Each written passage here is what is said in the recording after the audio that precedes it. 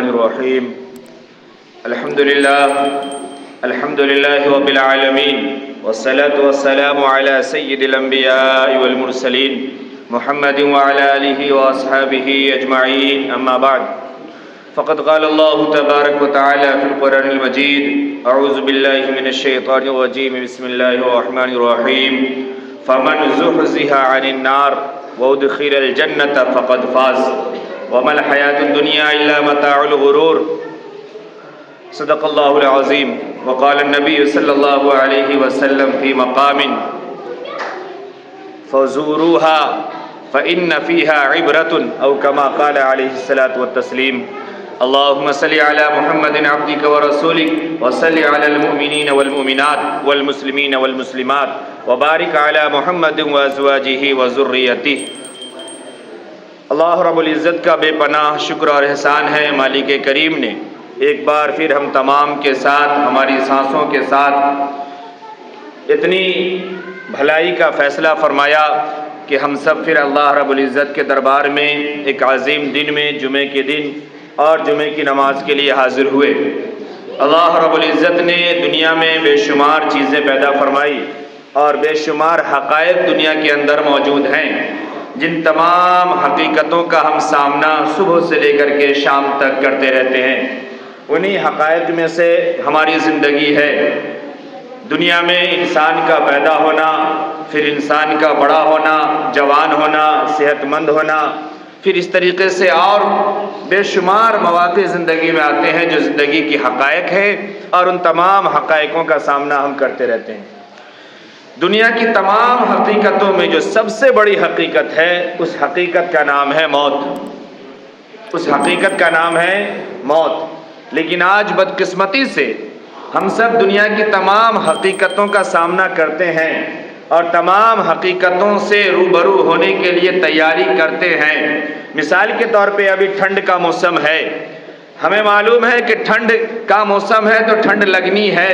سردی پڑنی ہے، ہم نے اس کی پوری تیاری کی ہے۔ گرم کپڑے ہم نے سلوا لیے، سویٹر جیکٹ ہم نے لے لیا، رات کے لیے بستر گرم انتظام کر لیے، اس سے بھی نہ ہوا تو ہم نے آگ کا انتظام کیا، ہیٹر کا انتظام کیا، اپنے کھانے پینے کے روٹین میں اور کھانے پینے کی چیز کو بدل دیا کہ گرم چیزیں چاہیے کھانے پینے کے لیے، چونکہ سردی کا موسم ہے، سردی لگ جائے گی۔ یہ ایک حقیقت ہے، لیکن اس حقیقت سے کہیں زیادہ اور بالکل سب سے اہم حقیقت یہ ہے کہ موت ایک دن آنی ہے اور وہ آ کر کے رہے گی۔ لیکن اس حقیقت سے ہم سب یکسر بالکل پورے طور پر سرے سے غفلت میں پڑے ہوئے ہیں۔ ہمیں اس بات کی کوئی فکر نہیں ہے کہ ہمیں موت بھی آنی ہے اور اس دنیا سے ہمیں چلے بھی جانا ہے، اس کی طرف ہمارا کوئی دھیان نہیں ہے۔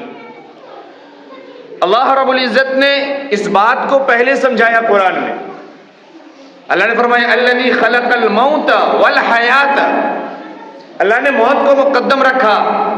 پھر اس کے بعد حیات کی بات کی۔ یوں سمجھے آپ کہ دنیا میں جس چیز کی کوئی گارنٹی نہیں ہے اس کا نام زندگی اور ہماری سانسیں ہیں، جس کی کوئی گارنٹی نہیں ہے۔ قرآن نے کہہ دیا کہ یہ کسی کو نہیں معلوم ہے بِأَيِّ أَرْضٍ تَمُوتُ، کب کہاں کس جگہ پر سانسیں رک جائے گی۔ اِذَا جَاءَ أَجَلُهَا إِلَىٰ أَجَلٍ مُّسَمًّى، کب تمہارا مقررہ وقت آ جائے گا، کب کس کے فیصلے ہو جائیں گے، اور نہ جانے کس تاریخ اور کس دن اور کس حالت اور کس جگہ کے لیے پرچی کاٹ کر کے اللہ رب العزت نے ملک الموت کے حوالے کر دیا ہے، یہ ہم نہیں جانتے۔ اور یہ وہ چیز ہے زندگی جس کی کوئی گارنٹی نہیں ہے، لیکن جس کی مکمل گارنٹی ہے، جو بالکل آ کر کے رہے گی، ہو کر کے رہے گی، اس کا نام موت ہے۔ تو جو پورے طور پر یقینی ہے، جو مکمل ہے، اس پر ہمارا کوئی دھیان نہیں ہے، ہماری کوئی توجہ نہیں ہے، اور جس کا کوئی بھروسہ نہیں ہے اس کے پیچھے ہم تمام کوششیں کرتے ہیں اور ہر طریقے سے ہم اپنے آپ کو بنانے اور سنوارنے اور دنیا کی چیزوں کے سامنے پیش کرنے کے پیچھے ہم پڑے ہیں، جبکہ قبر میں ہمیں جانا ہے، قبر کے بعد حشر کا معاملہ شروع ہونا ہے۔ ہم نے اس کے لیے نہ کوئی تیاری کی، نہ کوئی تیاری کرتے ہیں، اور ہمیں یہ یاد بھی نہیں ہے کہ موت آنی بھی ہے۔ ہم سب محاسبہ کریں، ہم صرف لفظ موت کے علاوہ موت کے بارے میں کیا جانتے ہیں؟ یا صرف یہ کہ مرتا سب ہے، مر ہم بھی جائیں گے، اس کے علاوہ ہم نے کیا کیا یا ہم کیا کر رہے ہیں موت کے تعلق سے؟ یہ سوچنے کی ضرورت ہے اور سمجھنے کی ضرورت ہے۔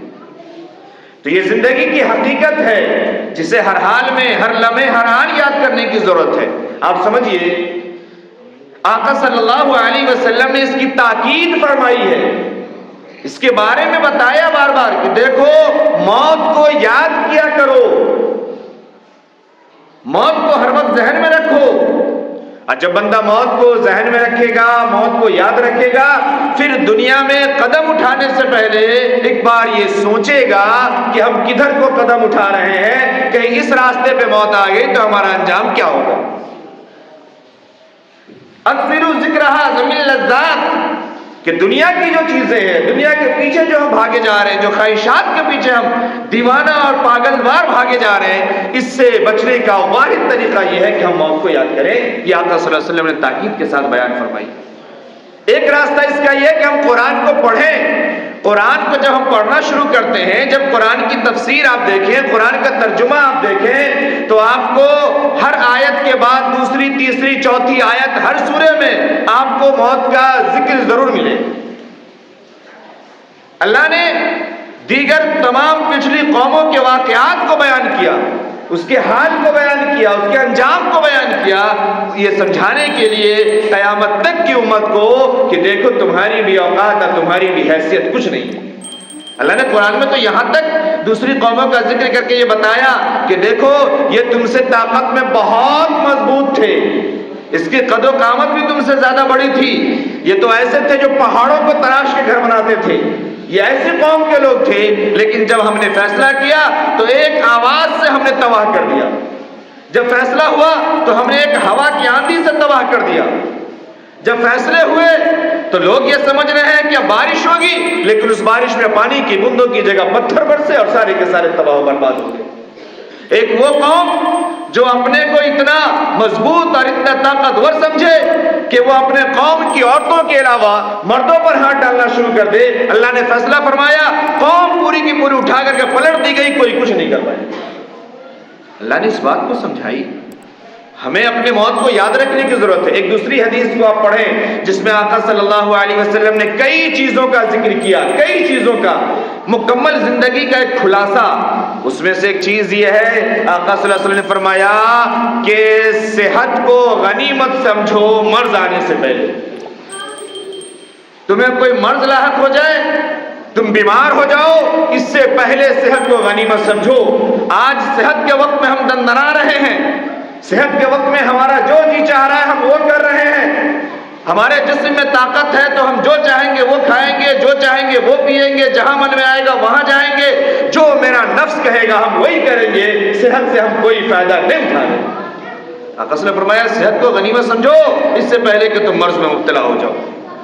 آقا صلی اللہ علیہ وسلم نے فرمایا کہ فقر کو آنے سے پہلے اپنی مالداری کو اور وسعت کو غنیمت سمجھو۔ آج جب ہمارے پاس پیسے ہوتے ہیں ہم ہر وہ قدم اٹھاتے ہیں جو ہم اٹھا سکتے ہیں اپنے من سے، ہر جھوٹی شان کے پیچھے بھاگتے ہیں، ہر نام و نمود کے پیچھے بھاگتے ہیں، ہر دنیا کی تمام چیزوں کے پیچھے بھاگتے ہیں، اور جب ہماری حالت خراب ہو جاتی ہے پھر ہمیں اللہ نظر آتا ہے اور اللہ کے دربار نظر آتا ہے۔